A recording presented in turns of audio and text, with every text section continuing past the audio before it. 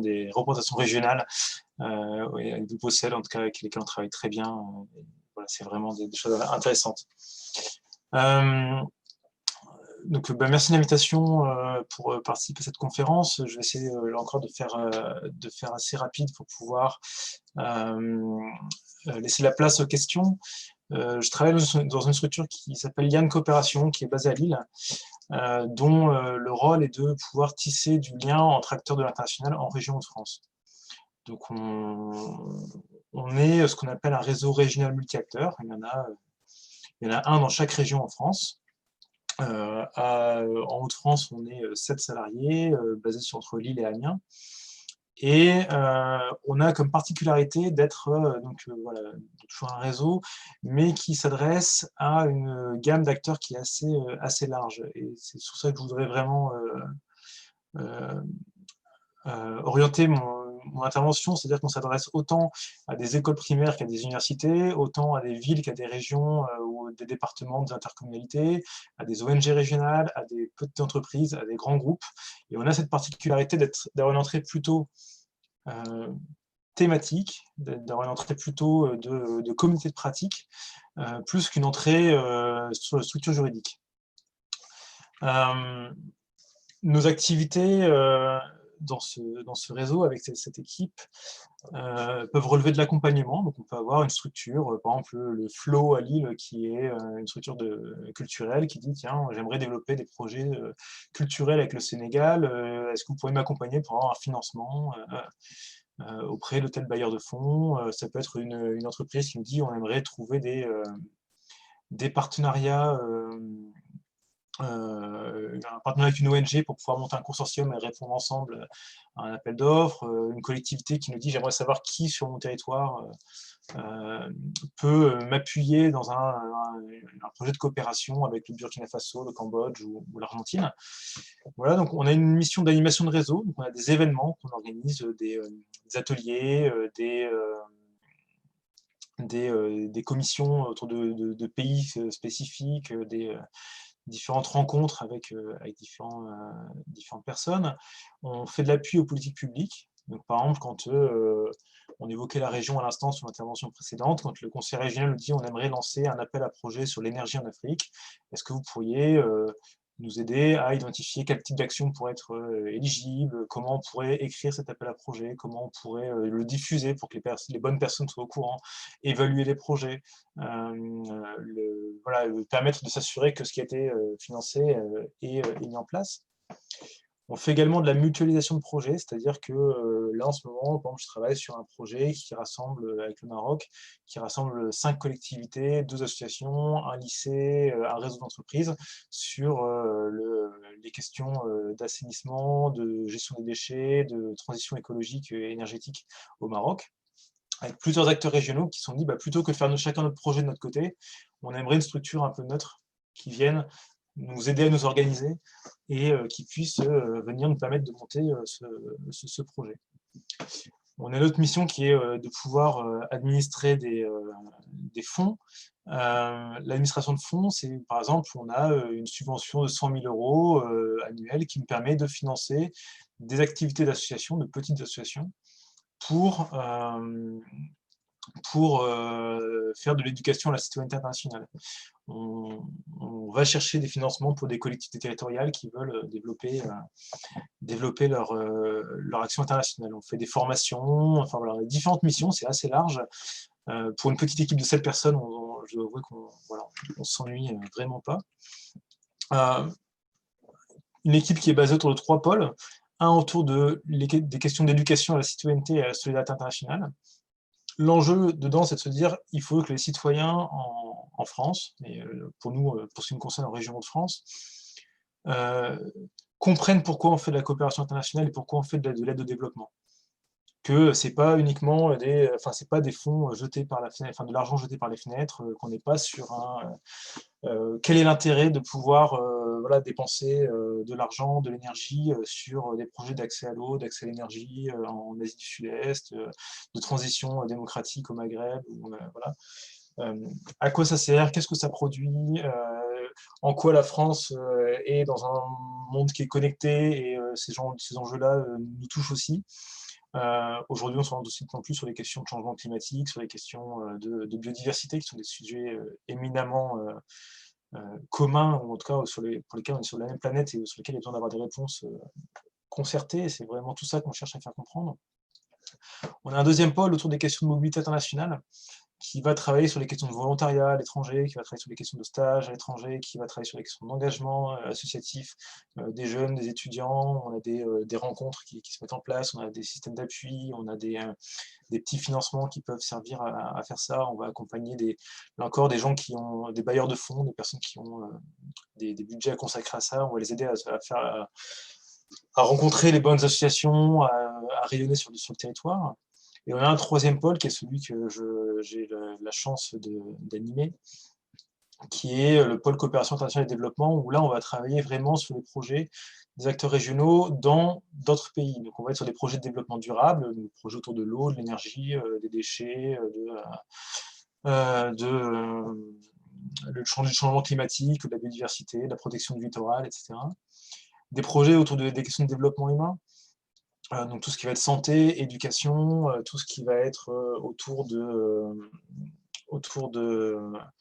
la culture, enfin là, des projets autour de l'accès aux services essentiels. Donc, à l'échelle d'une ville, par exemple, on peut travailler sur la mise en place d'un système d'égout, d'un système d'accès à l'eau, d'un système énergétique indépendant et hors réseau. Et on va travailler également sur les questions de développement économique au service de ce développement humain et durable. Par rapport aux différents métiers, donc nous on a un réseau, et dans notre réseau on a vraiment plein de gens qui vont intervenir, qui ont des parcours très différents, qui ont des missions très différentes, des niveaux de responsabilité très différents. Et ce que j'aimerais vraiment pouvoir vous montrer, c'est la diversité des métiers qui peuvent être dans ce secteur. Tout d'abord, là, il va être annoncé les questions d'action humanitaire. On fait dans le secteur une vraie différence entre l'humanitaire et le développement international. Pour être honnête, moi je ne fais pas d'humanitaire, je ne sais pas en faire, ce n'est pas mon métier. Moi je fais plutôt de développement international. La différence étant que l'humanitaire s'adresse plutôt à des situations d'urgence. Faire de l'humanitaire, c'est se dire quand il y a un tremblement de terre en Iran, qu'il faut envoyer en 3 jours, ou une catastrophe industrielle à Beyrouth, quand il y a une épidémie d'Ebola en Sierra Leone, ou quand il y a un camp de réfugiés à monter pour accueillir 1,5 million de personnes au Liban. Il y a des gens dont c'est le rôle, c'est alors souvent, ça peut être des personnes qui font de la logistique, des personnes qui font du fundraising, mais de manière très rapide, qui ont des expertises techniques, qui vont faire du plaidoyer, qui vont travailler sur des questions de sécurité, sur des questions de système d'information, d'aller faire des relevés de terrain, de se dire, voilà, on sait qu'il va y avoir un afflux de migrants entre la Birmanie et le Bangladesh, combien ils vont être et combien de litres d'eau il nous faut pour pouvoir accueillir ces personnes-là sur un camp à la frontière. Ça, ce sont vraiment des métiers essentiels, très, très particuliers. Alors, il est clair que la question de l'humanitaire et du développement international, des fois, se touche. Hein, on n'est pas sur deux choses qui sont totalement antagonistes, mais en fait, on a plutôt l'humanitaire qui va travailler sur le court terme et la réponse à l'urgence, le développement international qui va plutôt travailler sur les questions de long terme.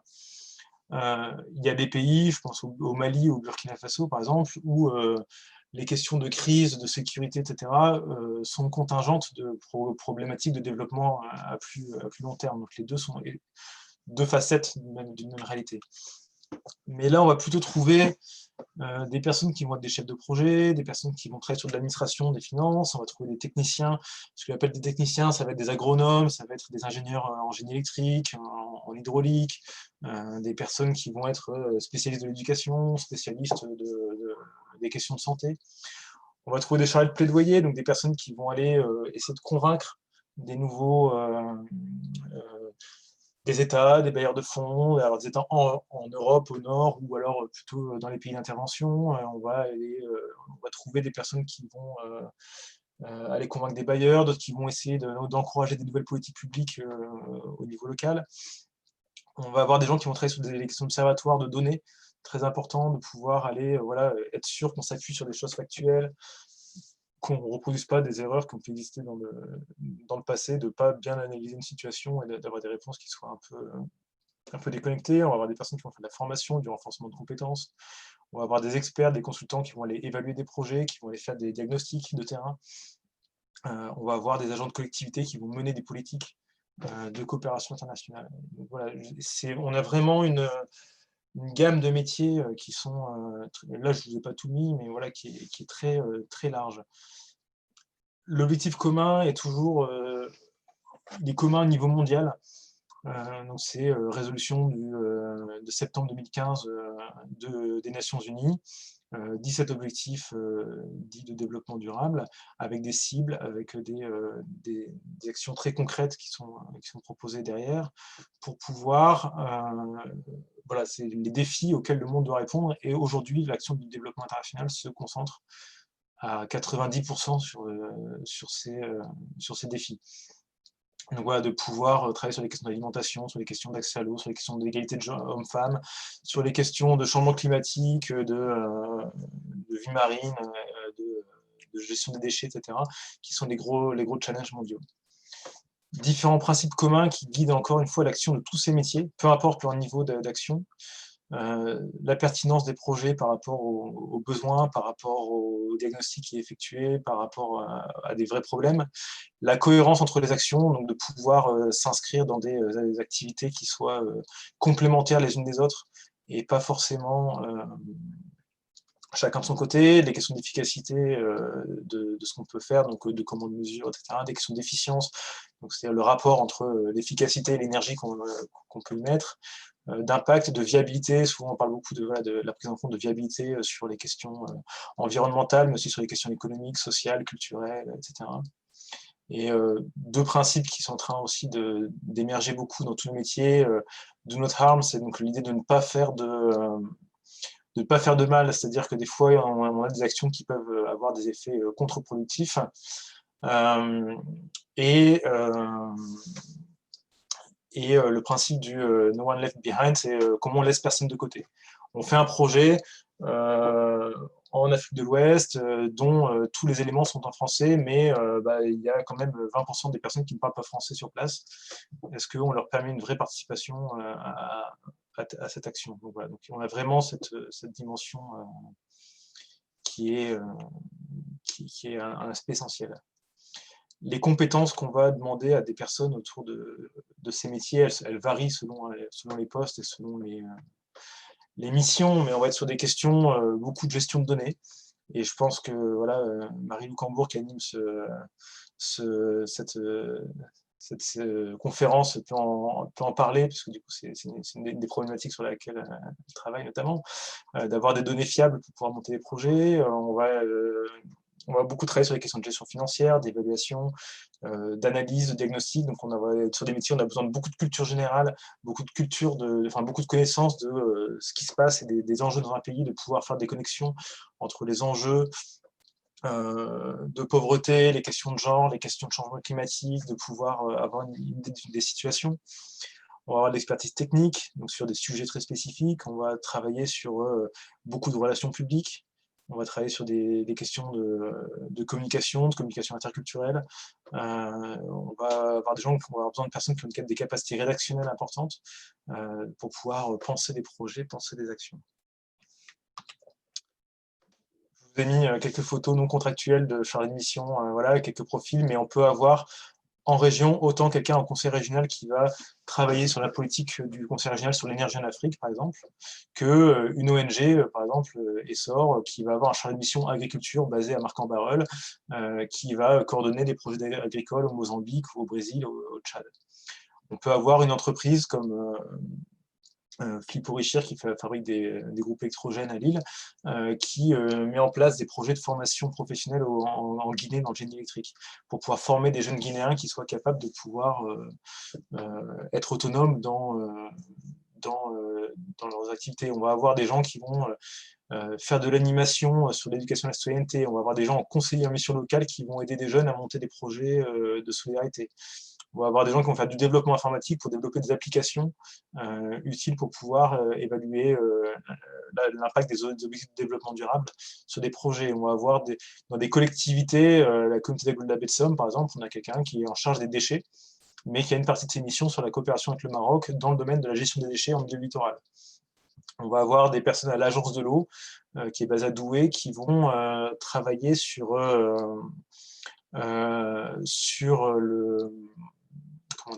sur la mise en place d'un appel à projet, sur le financement d'acteurs de la région pour financer des projets d'accès à l'eau. On va avoir l'enseignement agricole qui va avoir des coordinateurs internationaux pour pouvoir mettre en relation les lycées agricoles avec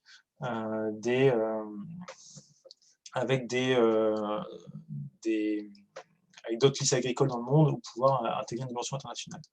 Donc, ce que je veux vraiment vous montrer, c'est qu'il y a une diversité de postes qui est assez intéressante.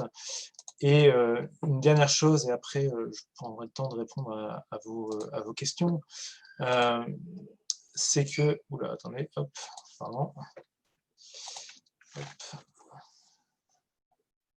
Excusez-moi, partage d'écran. On a sur notre site internet, le site de l'Aine Coopération, vous allez pouvoir retrouver beaucoup de choses sur les offres d'emploi qui peuvent être publiées soit par un réseau comme le nôtre, soit par les membres du réseau. Donc vous pouvez voir, voilà, responsable du service de coopération à Lille, accompagnateur financier, responsable du pôle micro-projet. Voilà, vous allez trouver beaucoup d'offres d'emploi qui peuvent vous donner une idée de à quoi peuvent ressembler les métiers de la coopération internationale. Et si vous voulez avoir une idée de qui fait quoi dans ce domaine-là, on a un outil qui est relativement exhaustif, enfin qui n'est pas exhaustif, mais en tout cas qui a vocation à l'être, qui vous permettra de retrouver toutes les ONG de la région, toutes les collectivités qui ont des projets de coopération, les agences d'État qui travaillent voilà, dans le domaine de la... Hop, excusez-moi, qui travaillent dans le domaine de l'agriculture, qui travaillent dans le domaine de l'eau, de l'urbanisme en Éthiopie, au Kyrgyzstan et au Sénégal. Enfin, voilà, on peut retrouver beaucoup de projets et vous pouvez filtrer, donc soit voilà, voir quelles sont les assos étudiantes qui travaillent dans ce domaine-là, tout comme les collectivités territoriales ou les entreprises, qui travaillent en Afrique de l'Ouest, qui travaillent en Afrique du Nord, en Asie ou en Amérique du Sud, par pays ou par thématique. Donc voilà, qui travaillent dans le domaine de la biodiversité dans le monde, etc. Et ça peut être aussi des idées pour pouvoir aller contacter des gens pour des stages, voilà, pour différents projets. Voilà, peut-être je peux répondre à des questions, je vois qu'il y en a beaucoup sur le... Merci beaucoup. Je vais passer peut-être la réponse à Olivier pour les transmettre. Ils les ont regroupés justement pour que ça fasse pas trop d'un coup. Et pour rebondir sur ce que vous avez dit, s'il y a des étudiants qui ont des questions sur le master action humanitaire, on est plusieurs du groupe ici, dont moi, justement à être dans ce master et à développer certains projets. Du coup, surtout n'hésitez pas. Et Olivier, du coup, je te laisse voilà, pour les questions. Donc, merci encore pour votre intervention. Donc, on avait une première question qui portait sur votre parcours universitaire et comment vous êtes parvenu à le mettre à profit dans votre activité professionnelle actuelle. Alors, mon parcours universitaire, je ne devrais peut-être pas dire ça, c'est peut-être pas le bon contexte, mais c'est 1 an et demi de licence qui a été avorté par des grèves et en 2006. J'ai plutôt un parcours atypique parce que je suis parti en volontariat à l'étranger à l'âge de 20 ans.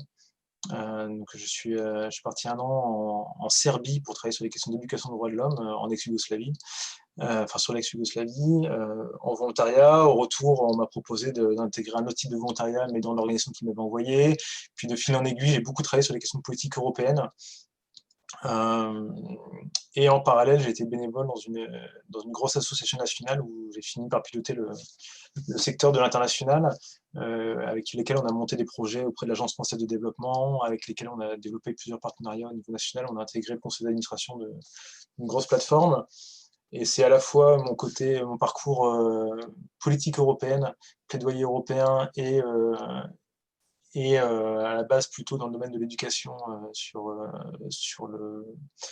au niveau mondial que je suis arrivé à Liane Coopération, mais il faut le dire un petit peu par hasard. Je vous disais tout à l'heure qu'il fallait beaucoup de culture, de connaissances de culture générale, des capacités à appréhender des sujets, etc. Le parcours universitaire est très intéressant pour ça. Et puis voilà, pour être régulièrement avec le Master SIAC, je peux en témoigner. Ça n'empêche pas qu'il y a aussi toute une dimension d'intérêt personnel à apporter, alors soit des zones particulières, soit des thématiques, soit... Voilà. Je sais pas s'il y a d'autres questions. Oui, il y avait une question sur est-ce que vous auriez des conseils à donner à ceux qui cherchent à faire du bénévolat dans des actions humanitaires ou de solidarité au niveau international, et Oui. notamment en termes de contacts, d'associations qui recherchent, tout ça? Alors, éviter ce qu'on appelle un phénomène qu'on voit se développer de plus en plus, qui est ce qu'on appelle le volontourisme. Aujourd'hui, il y a des structures qui vous vendent de la bonne conscience humanitaire qui pour nous n'est pas forcément un produit. Il faut toujours se poser la question de qui je suis pour pouvoir apporter quelque chose. Par exemple, être infirmier ou être enseignant, c'est des métiers. Si j'ai pas le droit de l'être en France, j'ai pas le droit de l'être non plus au Burkina Faso ou au Cambodge. Des fois, il y a des structures qui vous demandent de payer, c'est à quoi sert cet argent et est-ce que c'est vraiment justifié, est-ce que c'est vraiment raccord? Souvent, il y a la possibilité de faire sans... Enfin, voilà, la plupart des organisations sérieuses en fait, ont d'autres budgets pour pouvoir payer les déplacements, payer d'autres choses. Alors, je vous conseillerais de contacter un de mes collègues qui pourra répondre à vos questions. Donc, à Liane Coopération, sur le site, sur les questions de mobilité des jeunes, vous allez pouvoir trouver le contact de Hugo Coste. Il y a différentes structures dans la région. Je pense à la mission locale de Lille, je pense à l'ADIS à Roubaix, je pense au Centre régional de la formation jeunesse, qui ont toutes des offres de volontariat plutôt destinées à des jeunes, à des personnes qui sortent d'études ou qui sont en études, qui veulent prendre une année de césure pour pouvoir faire ce genre de choses, et qui vont proposer une mission de 9 mois au Maroc, de 6 mois en Grèce. Voilà. Il y a toute cette dimension.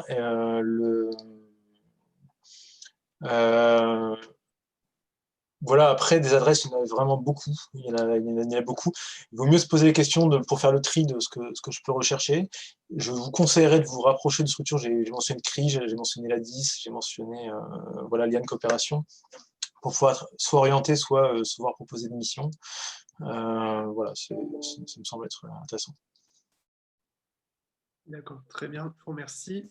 Et donc, une dernière question sur est-ce qu'il faut avoir des connaissances spécifiques lorsque l'on souhaite mettre en place un projet?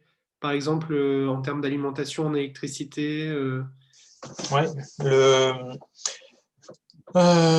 j'ai coutume de dire que la coopération internationale a beaucoup évolué depuis les années 80, qui est celle de l'image qu'on peut en avoir aujourd'hui.